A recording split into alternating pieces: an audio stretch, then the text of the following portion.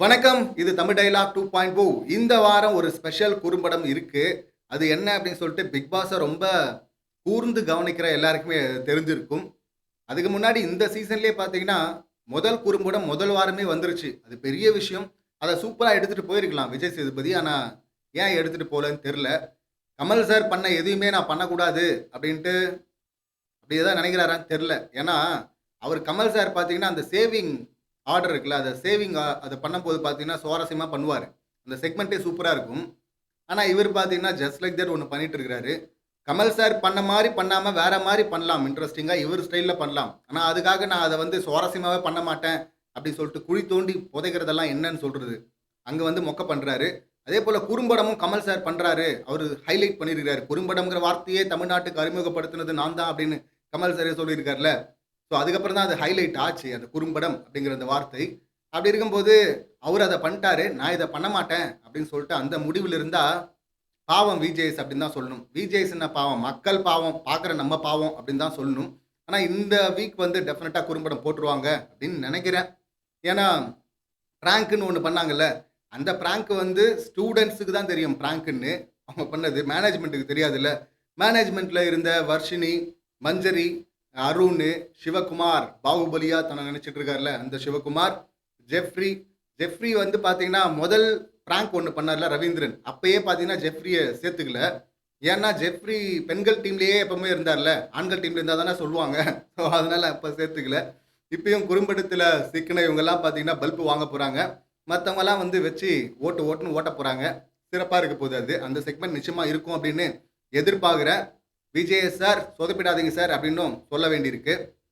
இன்னொரு ஒரு குறும்படம் முத்துக்குமரனின் ஹேட்டர்ஸ் இருக்கிறாங்கல்ல, அவங்கலாம் பார்த்தீங்கன்னா ரொம்ப தீயா பரப்பிட்டு இருக்கிறாங்க. முத்துக்குமரன் பாருங்க பெண் குலத்தையே பார்த்தீங்கன்னா இழிவுபடுத்திட்டான். பெண்கள கேவலமா நினைக்கிறான். இதுதான் இவன் ஒரிஜினல் முத்துக்குமரன் அப்படின்லாம் சொல்லிட்டு இருக்கிறாங்க. அப்படி என்ன இருக்கு அதுலன்னு போய் பார்த்தா, ஒரு பக்கம் ரஞ்சித் உட்கார்ந்துருக்கிறாரு. இன்னொரு பக்கம் ராணவ். முத்துக்குமரன் இந்த பக்கம் நின்னுட்டு இருக்கிறாரு. அந்த பக்கம் ஜெஃப்ரி நின்னுட்டு இருக்காரு. பின்னாடி அன்ஷிதா உட்கார்ந்துருக்காங்க. அப்ப வந்து முத்துக்குமரன் வந்து சொல்றாரு, இதுவரை ஆண்கள் பார்த்தீங்கன்னா ரூல் பிரேக் பண்ணல. அடுத்து பார்த்தீங்கன்னா, குடுத்த வாக்க மீறல. ஆனா பெண்கள் டீம் பார்த்தீங்கன்னா, ரூல் பிரேக் பண்ணியிருக்கிறாங்க. குடுத்த வாக்க மீறியிருக்கிறாங்க.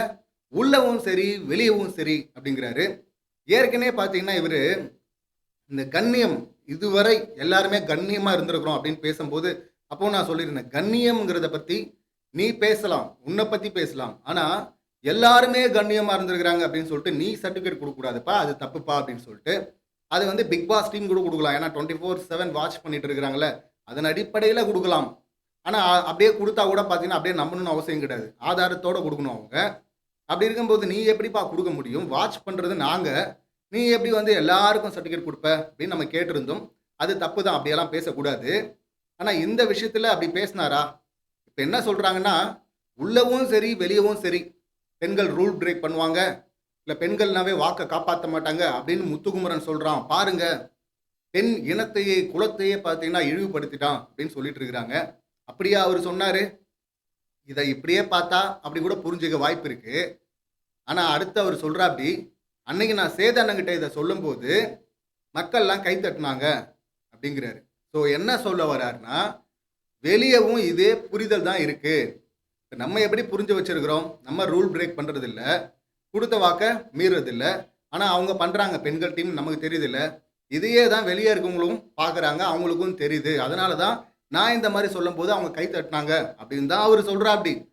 ஆனா இவனுங்க எப்படி சுத்தி விடுறானுங்க, பெண் குலத்தையே இழிவுபடுத்திட்டான். உள்ளவும் சரி, வெளியவும் சரின்னு சொல்ட்டான். உள்ள வந்து ஆண்கள் டீம், பெண்கள் டீம் 2ஆ பிரிஞ்சு விளையாடிட்டு இருக்கிறாங்க.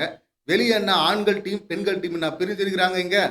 அப்படியா சப்போர்ட் பண்ணிட்டு இருக்கிறாங்க? அப்படியா பிக் பாஸ பார்த்துட்டு இருக்கிறாங்க?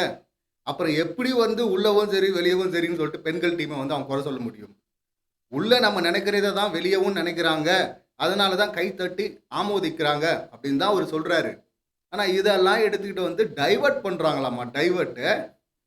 சுத்தி விடுறாங்களாம். பாத்துடா நீங்க சுருண்டு ஊழ்ந்துற போறீங்க. வேகமா சுத்தாதீங்கடா அப்படின்னு தான் நமக்கு சொல்ல தோணுது. இந்த சம்பவங்கள நீங்க எப்படி பார்க்குறீங்க?